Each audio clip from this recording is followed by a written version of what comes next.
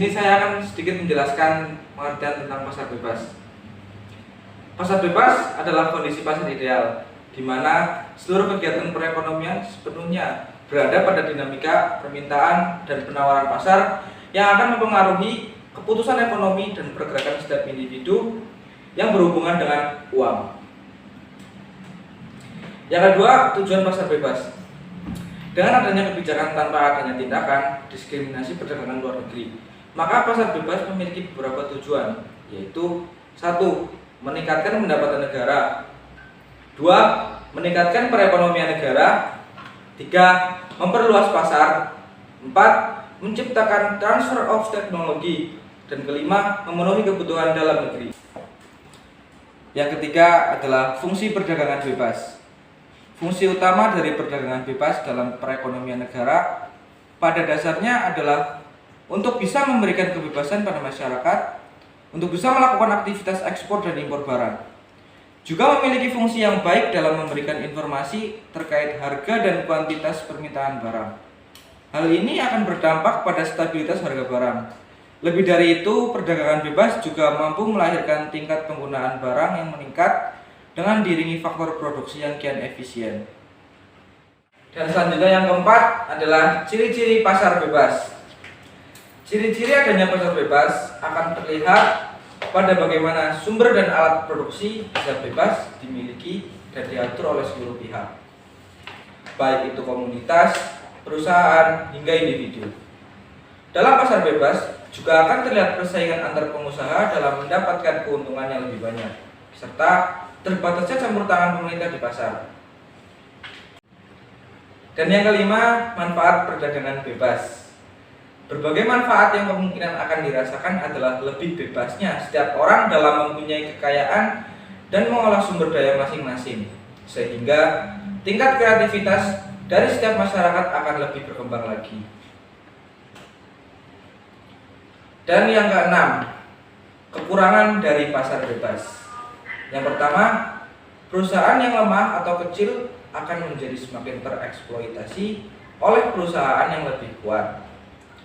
Dan yang kedua, kegiatan monopoli perdagangan pun akan semakin rawan terjadi, yang mana hal tersebut mampu membahayakan pihak perusahaan yang bergerak pada industri yang sama. Yang ketiga, mampu mengancam kestabilan perekonomian pada suatu negara jika produk dalam negara tersebut tidak mampu bersaing dengan produk asing yang masuk ke negaranya. Dan yang terakhir adalah kendala di pasar bebas. Seluruh kendala yang timbul di pasar bebas umumnya akan memanfaatkan ancaman kekuatan implicit atau explicit. Contoh sederhananya adalah perpajakan, peraturan, larangan pertukaran spesifik, persyaratan lisensi, nilai tukar tetap, dan lain-lainnya. Demikianlah penjelasan mengenai pasar bebas. Apakah ada yang mau ditanyakan? Saya ingin bertanya, apa kelebihan dan kekurangan pasar bebas? Baiklah, pertanyaan pertama saya simpan dulu. Apakah ada yang ingin bertanya lagi? Saya mau bertanya, dampak pasar bebas terhadap Indonesia itu apa? Ya, selanjutnya. Saya ingin bertanya, contoh penerapan dalam pasar bebas itu seperti apa, Pak? Ya, saya akan menjawab pertanyaan pertama, yaitu kelebihan dan kekurangan pasar bebas. Yang pertama, kelebihannya. Setiap orang bebas memiliki kekayaan dan sumber daya produksi, kreativitas dan inisiatif dari masyarakat dapat dikembangkan. Ada persaingan antara produsen yang menghasilkan penciptaan berbagai produk berkualitas.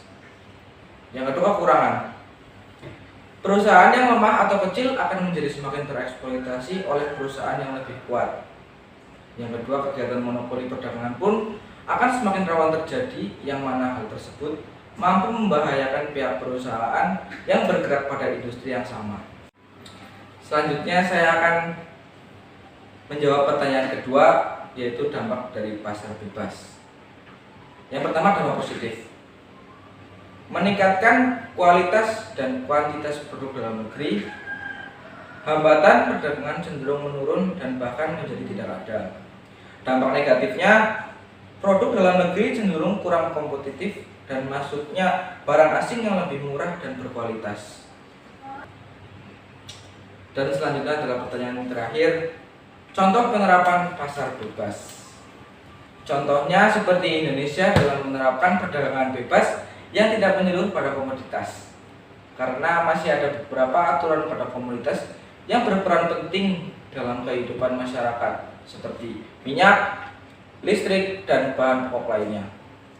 Ataupun dalam contoh sederhananya adalah berbagai negara ASEAN yang membentuk suatu ASEAN Free Trade Area dalam menciptakan zona perdagangan bebas demi meningkatkan daya saing ekonomi pada wilayah regional ASEAN.